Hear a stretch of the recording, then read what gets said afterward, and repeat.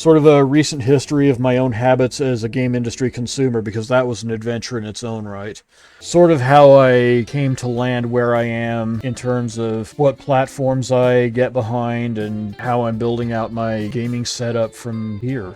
So to start this story off, I got my current place 8 years ago. Basically, I was living with a couple of roommates. They were getting ready to move up north, and I was just trying to basically get out ahead of the college kids, find a place for a good value before summer wound down, and it suddenly became really competitive. And I did that, and I'm really happy with this place. It was also almost comedically placed in the scope of the town I live in, because it was the maximum amount of distance you could live from pretty much any store that carried video games while still being in town. That led to some uncharacteristic purchasing habits. I actually was very strong on the digital side for a couple of years there, just because it was too much of a pain to get transportation to go to the stores to buy the games. I didn't have Amazon Prime yet either. Yeah, so I went pretty big on digital. A couple of things happened around this time. Nintendo started talking about sunsetting the 3DS and Wii U shops. It adjusted my priorities really quick. And then on top of that, I also learned about disc rot. And at this point, I was really deeply invested in a lot of retro games. I just decided, look, a lot of this stuff is going to start aging into disc rot territory. And so I needed to, first of all, clear up space in my apartment, because that stuff takes up a lot of it. But I also felt a sense of urgency to completely reinvent my game library. Go in extremely hard on cartridge-based. That was either retro with things like the Super Famicom, I got a Super Famicom, PC Engine, I got a Core Graphics 2, or alternatively, on the modern side, the Nintendo Switch. And so I did do that. I sold off all the, PlayStation, PS2, Xbox 360, Sega CD, Sega Saturn, Dreamcast, like all of it went, right? And that left me with a considerable amount of money to go in on everything else, the stuff that I still wanted to build around. Like at this point, I've got my bookcases. I've got 70 Super Famicom games on them. I've got 4 shelves full of Nintendo Switch and some Switch 2 now. I very recently got an Evercade, so that's another cartridge-based system that I've bought into. It really is. I took some of that money and I lived out all of my childhood import gaming dreams, and it was beautiful.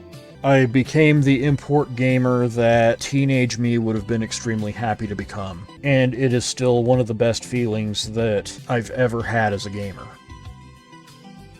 I say with zero hyperbole whatsoever. While all this is going on and I get more deeply entrenched into all of these platforms, you start seeing economic conditions getting out of control. Price hikes, not necessarily something that you lay entirely at the feet of the platform holders, but they are happening. And it does feel like we are actively getting priced out of this thing that's been a fundamental part of our lives as long as we can all remember. And maybe some of it's by design, I'm not sure. I hope not.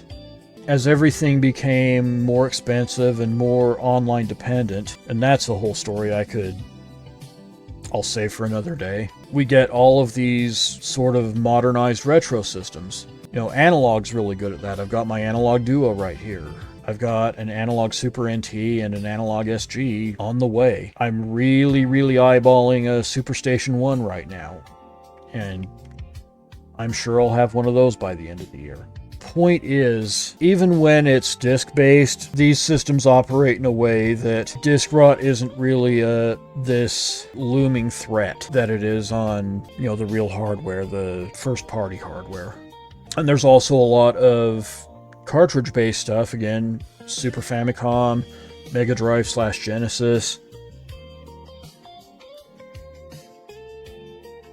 Yeah, FPGAs are game changers, man. I've been playing my Analog Duo games more than I've been playing anything on the Switch 2, the PS5, And that's kind of where I'm going with this. Like, we've got the Neo Geo AES Plus right around the corner, and that's not even FPGA. But it is modernized. It will have HDMI outputs, everything that you need to play it on modern displays without ruinous lag or just horrible artifacting.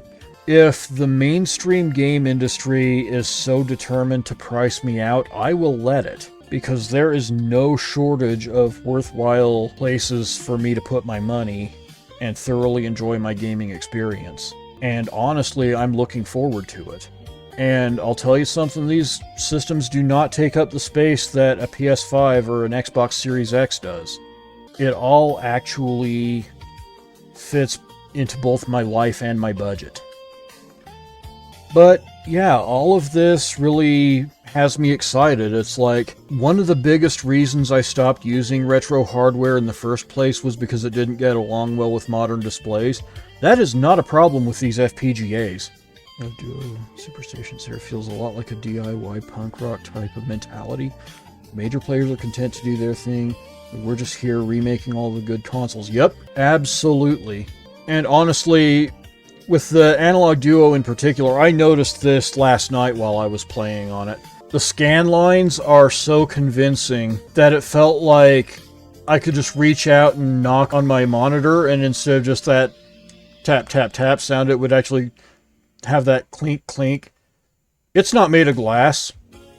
I know it's not made of glass. It was convincing enough that it, just sitting here looking at the screen while playing, I was like, yeah, this actually passes for a CRT display.